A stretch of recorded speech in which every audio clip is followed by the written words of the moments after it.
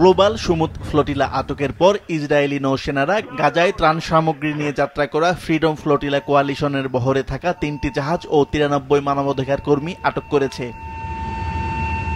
Israeli পররাষ্ট্র দপ্তর জানিয়েছে, আটক হওয়া সকলকেই দেশটির বন্দরে নিয়ে যাওয়া হয়েছে। তারা সবাই নিরাপদে ও সুস্থ আছেন। আটক মানবাধিকার কর্মীদের দ্রুতই নিজ নিজ দেশে ফেরত পাঠানো হবে।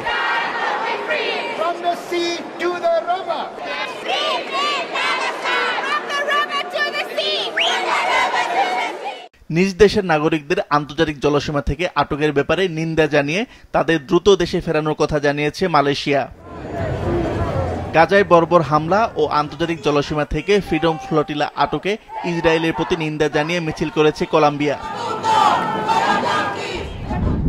এদিকে মার্কিন প্রেসিডেন্ট ডোনাল্ড ট্রাম্প প্রস্তাবিত গাজায় শান্তি প্রতিষ্ঠা নিয়ে ইসরায়েল হামাসের দ্বিতীয় দিনে পরোক্ষ আলোচনার মধ্যেই উপত্যকায় হামলা চালিয়েছে ইসরায়েল। ইসরায়েলের দক্ষিণাঞ্চলে হামাসের হামলা ও ইসরায়েলিদের জিম্মি করার দ্বিতীয় বার্ষিকী পালন করছে দেশটির নাগরিকেরা। জিম্মিদের মুক্তির জন্য সমাবেশ করেছে তাদের পরিবার।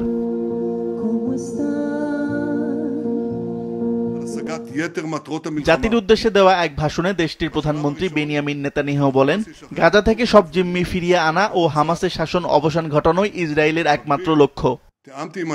আসিফ আল আমিন, মাছরাঙা নিউজ শো।